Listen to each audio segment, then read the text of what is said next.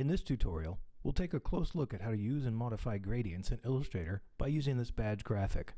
Along the way, you'll be introduced to the three types of gradients in Illustrator, such as linear, radial, and freeform. From the badge itself to the text and the background, everything will feature a gradient fill. You're welcome to download the companion Illustrator file to follow along. At the moment, the graphics are pretty dull, but that will quickly change. Below the artboard is a palette of colors we'll use to liven things up. For the most immediate impact, we'll start with the badge shape. I'm turning visibility off and locking most of the other layers for more focus. I've unlocked the badge layer and have selected the graphic. To apply a fill, you hit the Gradient Fill button at the base of the toolbar.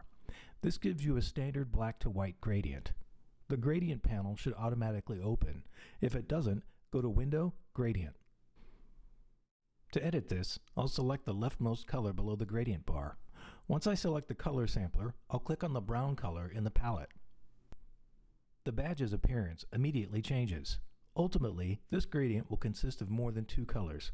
In fact, it'll use 5 altogether. To add a new color, you simply click once below the gradient. This is then repeated 2 more times. Selecting the second color, I'll sample the tan color from our palette. The third uses the lightest shade of yellow, followed by tan again, and then brown.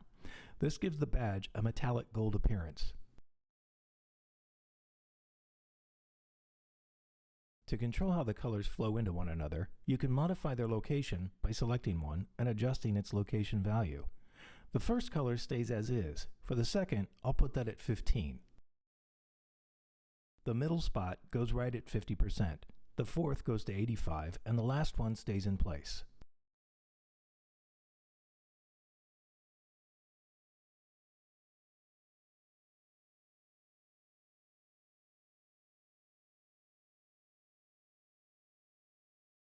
To further control color flow, you can adjust the midpoint markers between the colors. By adjusting just 2 of these markers, I get a smoother looking gradient. The final step is to change the direction of the gradient by modifying the angle value to 90. Now, I'll unlock and turn on visibility of the rings layer so I can modify those. Using the selection tool, I'm selecting all 3. The gradient fill from the badge shape should show up at the base of the toolbar. I need to first make sure that the stroke color overlaps the fill box here so that Illustrator knows to apply the gradient to the strokes. And once I do that, I select the gradient fill and it's applied to the rings, which saves us a bit of editing time. We'll keep the number of colors at 5, but we'll resample them. The first will be light tan, followed by the light yellow, then light tan, then light yellow, then tan again. By the way, if you accidentally add another color to the gradient bar, either undo or drag the color away from the bar. Next, rather than use a precise location value, I'm going to drag the second color to around a 30% location on the bar, and I'll move the fourth color to about 70%.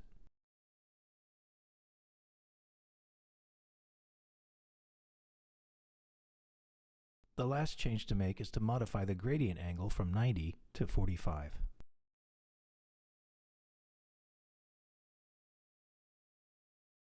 Since I no longer need to make changes, I'm locking both the rings and badge layers.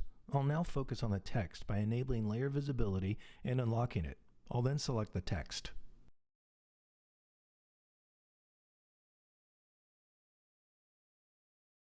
Editable text isn't exactly friendly with gradient fills right off the bat. You could select the gradient fill from the toolbar and the text won't change appearance. However, we can force a change by using the aptly named Appearance panel, which you can access by going to the Window menu. From that panel, select the New Fill option at the lower left. Then you can use the eyedropper tool with a keyboard shortcut of I to sample the fill from the badge. Alternating from left to right, I'm changing the colors to dark red, then light red, and so on.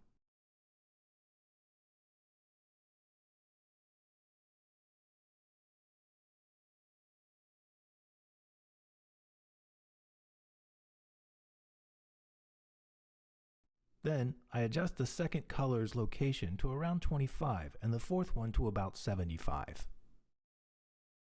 Last step is to modify the angle value to 30.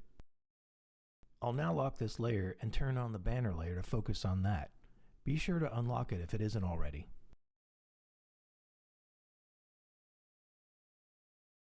Selecting the banner shape, not the inner outline, I'll make sure the fill box overlaps the stroke box on the toolbar so I can then apply the red gradient as the fill.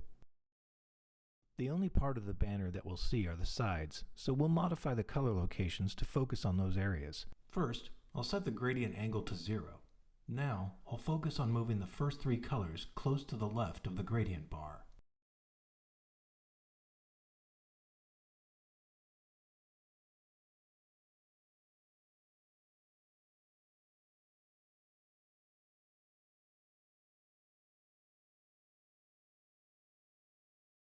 Since I want three colors on the right, I'll add in a new color and change that to the dark red.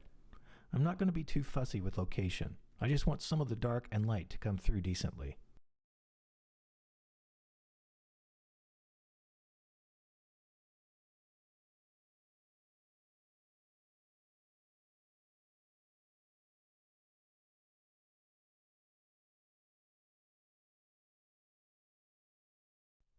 Now, I'll select the inner outline.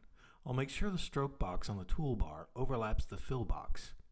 Using the eyedropper tool, again, keyboard shortcut of I, I'm going to click on the gradient fill of one of the rings.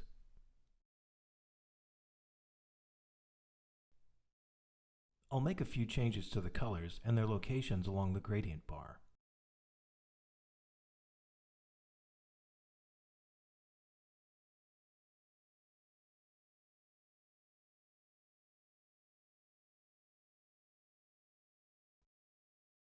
That's it for the general badge shape, but we can take this design a little further with gradients by modifying the background. So enable the layer's visibility if it's not, and unlock it. Select the background shape, make sure the fill color box overlaps the stroke box on the toolbar, and then click the freeform gradient fill option at the top of the gradient panel. The background usually will take on the colors used elsewhere in your file, but it can be unpredictable. I'm going to change most of these to the purple in our color palette. To do this, I select one of the colors and tap the color sampler icon on the panel. Then pick the new color. I'll make one of these colors the light yellow.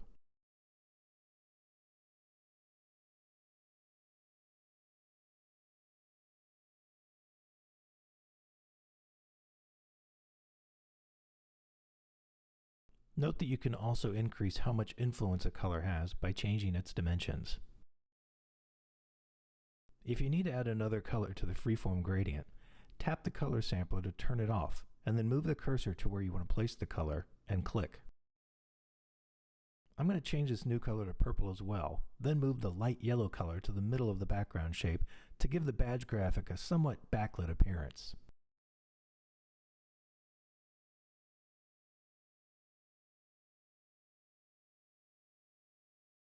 With that, here's our final design. And that's a look at some of the ways you can use and modify gradients in Illustrator.